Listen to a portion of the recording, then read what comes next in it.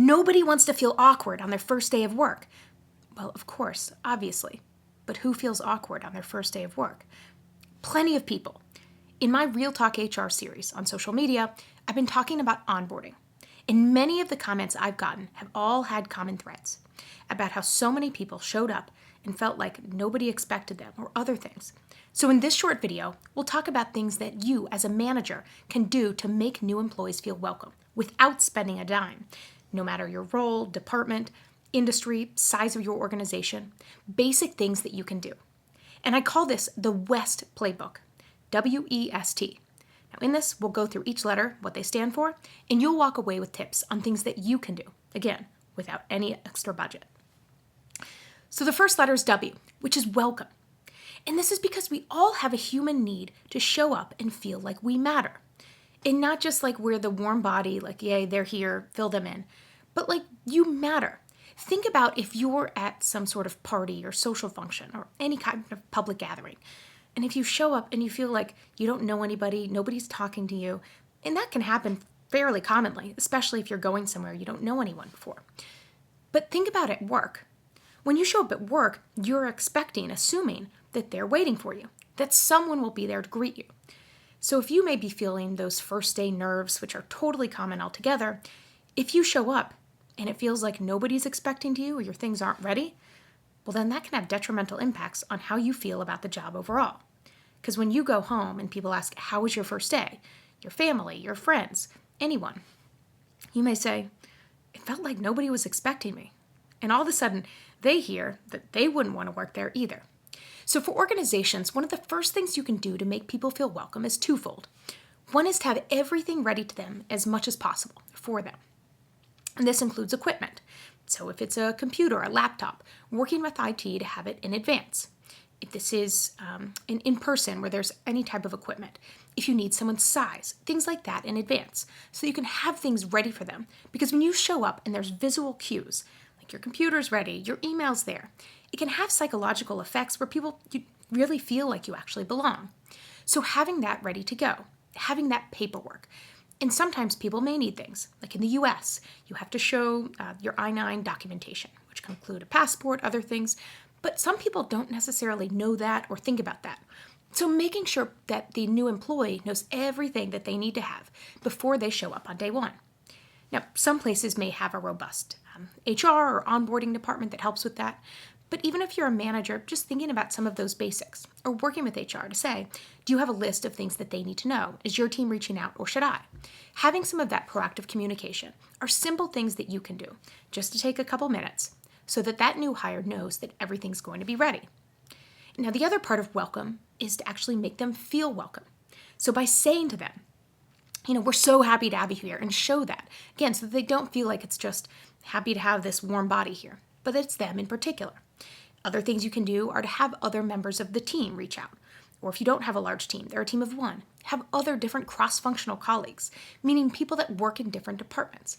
Have them reach out to this individual so that that new hire feels like, okay, yeah, like this is good. People want me to be here. Those type of things are truly basic human emotions.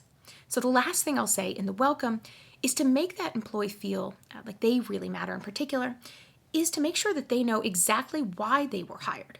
Now, sometimes you may think, okay, well, they got an offer, and that employee may think, I got the offer, I'm good to go, I'm not going to question it.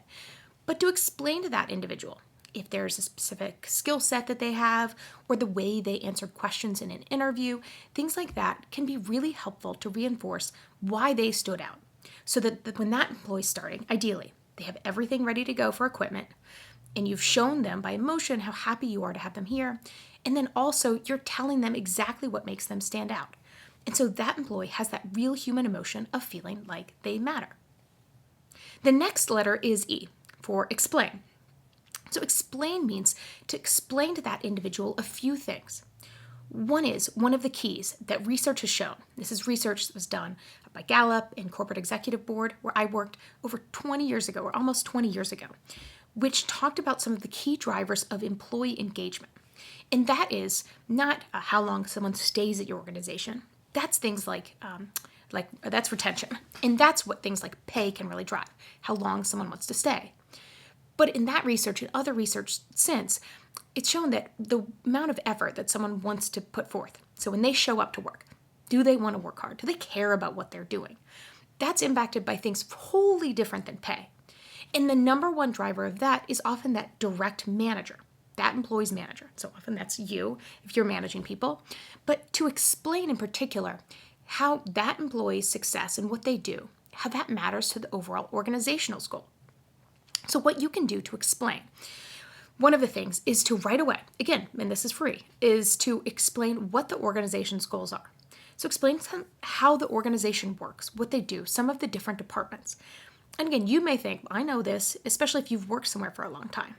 But someone coming into the organization may have absolutely no idea. Even in their preparation in the interview process, it may not be obvious or it may not be easily seen. So explaining to individuals what the organizational's goals in particular are, what they are, and how that person's role plays into it. So if you're an IT manager, for example, and you have help desk tickets, well, the employee coming over may have worked in totally different help desks. They may be used to working with some different systems, learned some systems. But in talking overall about these are where the organization's going, and if the organization has goals of growing customers or things like that, explaining on the help desk, things that are impacted are the volume of tickets, so how many we're able to tackle.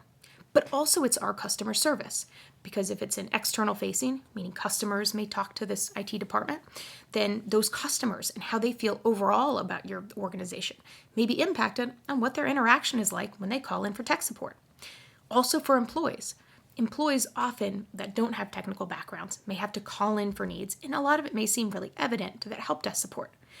But having that support work hand in hand with colleagues and explain things patiently and clearly can also impact how employees want to perform. So the IT manager can use that to explain. And you can, again, do this no matter what your role is, what your department is, in any new hires on your team. So talking and explaining what the organization's goals are and that employee individual, what those are. Other things of explaining are how they're going to do their work. In some of this, you can talk to other members of your team and say, what are things that you wish you'd known that I should explain to new hires from the get-go?